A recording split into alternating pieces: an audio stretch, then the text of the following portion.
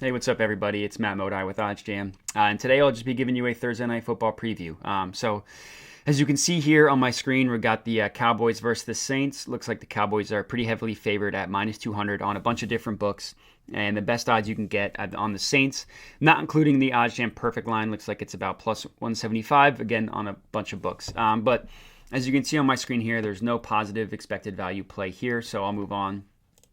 The point spread, I was looking at it earlier. Again, nothing seems to be any positive expected value. So scroll to the OddsJam Perfect Line.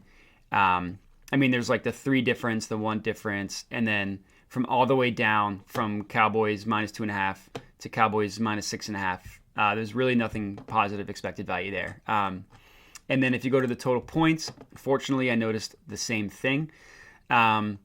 So there's a little, like the minus 150 to minus 145 on the over 45 isn't really that great of a play, especially minus 145 odds. The minus 120 versus minus 122 OddsJam Perfect Line.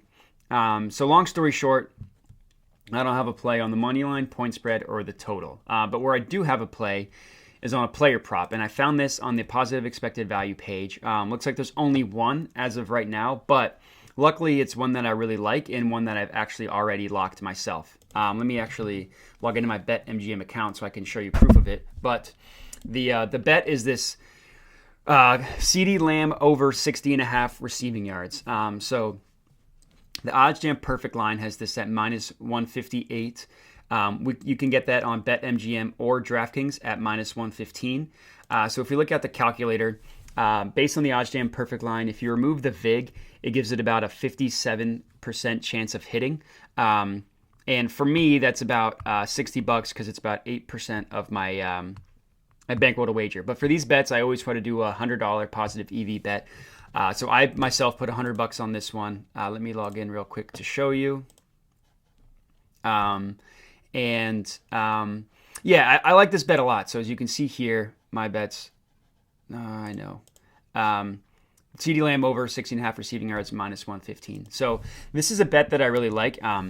Even if I if I was just scrolling through the tabs and I saw this player prop without even looking at the positive expected value, I would have loved it. So the reason why I like it is because a couple of reasons. One, Amari Cooper's out again. So he got COVID a couple weeks ago. He's unvaccinated, so he had to miss a minimum of 2 games, but he's still showing symptoms, so he's about to miss his 3rd game.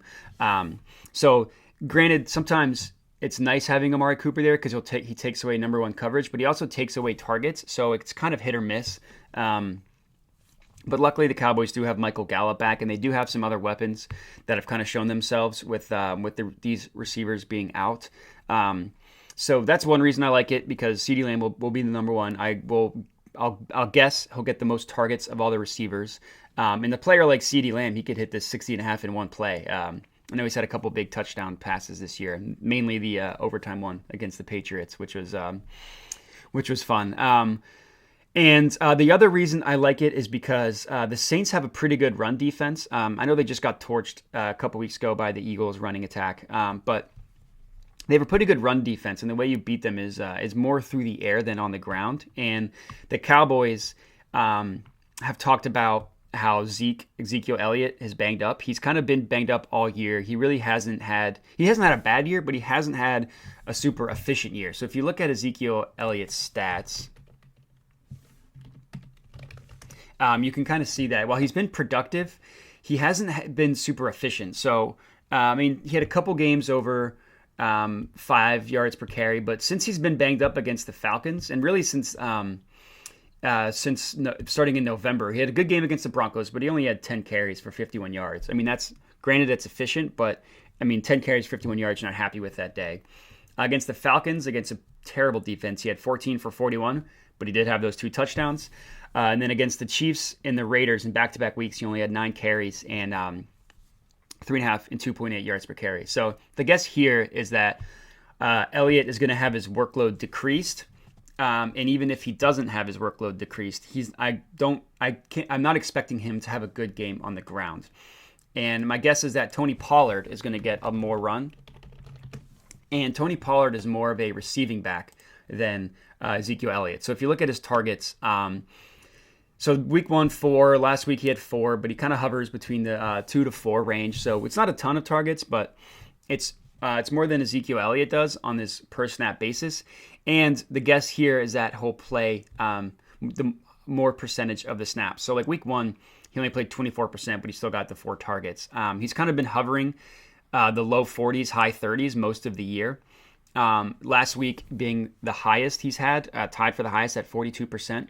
My guess is that he'll be closer to 50-50, maybe a little bit less than 50, but even so, my guess is that he will have more of the passing work and that they'll kind of limit Ezekiel Elliott's work. And then if you just look at CeeDee Lamb, so he missed last week with a concussion, and then the week before he left at halftime. So you kind of if you take out the Chiefs game, he's gone over the 60 receiving yards in majority of the games.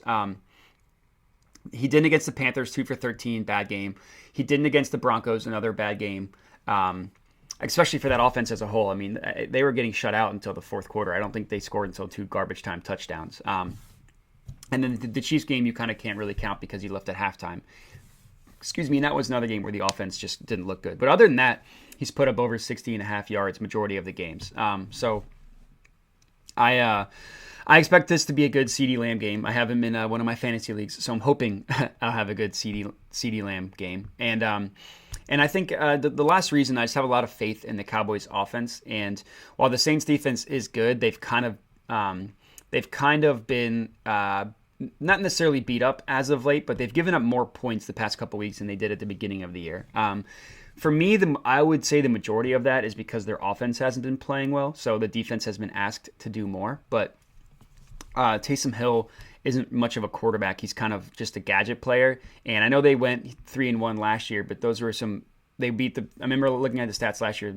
When Taysom Hill started, they beat the Falcons twice, and they beat the Broncos once when the Broncos legitimately didn't have a quarterback. It was when they had to start a wide receiver at quarterback. So Taysom Hill I don't expect him to put up that many points. So I expect that the offense again, or the defense again for the Saints is going to be put in some bad positions. And to me, I think the Cowboys they've lost 3 of 4. I think they're looking to right the ship. And granted, they had a good offensive week last week. They kind of started slow and came on late. So I expect this Cowboys offense to try and get things right together this week. And I know that Mike McCarthy is out with COVID, but to me that doesn't really affect anything that much. If anything, I wonder how much of a good thing that'll be, because they'll give more of the offense to Kellen Moore, the offensive coordinator. And I'm a big fan of him. I think he's a great offensive mind. I think he'll call a great game. And without Mike McCarthy there to just be a big doofus regarding game management and timeouts and just some stupid calls about fourth downs and all that stuff, I expect the Cowboys to have a good game plan. And like I said, the Mike McCarthy thing, not only does that not scare me off, it almost makes me want to bet the Cowboys more. I'm not touching the spread or the money line, but I do. Maybe the Cowboys team total is something I was looking that up. They don't have the OddsJam Perfect Line on here, but Cowboys team total over 26.5 was legitimate, something in play that I was debating having as one of my plays, but I just settled on the CeeDee Lamb one. I'm trying to right the ship after a couple bad videos of my picks and videos. So I didn't want to overload, do too much. I'm just going to stick with CeeDee Lamb. But to recap, my play of the game for the Thursday Night Football game is CeeDee Lamb over 60.5 receiving yards. The OddsJam Perfect Line has that at minus 158. You can get that at minus 115 on BetMGM Sportsbook and on DraftKings Sportsbook. Gives that about a 57% chance of hitting based on the OddsJam Perfect Line. And like I said, you're getting that at minus 115 odds, which is a little bit closer to like a 52% chance based on that. And just to give my general prediction for the game, I'm taking the Cowboys. I don't have a lot of faith in the Saints. I've watched them play 2 bad games in a row, and I think the Cowboys right the ship. So my official prediction is the Saints win, but my official play, is that the Cowboys win. But my official play is the CeeDee Lamb over 60.5 receiving yards. So let me know what you think. I have my handle below at Modi_sports. Would love a follow and some comments on Twitter to see what you guys think. You can also comment on the video or email me at matthew@oddsjam.com. And that's all I got for you. So happy betting, happy watching, and good luck.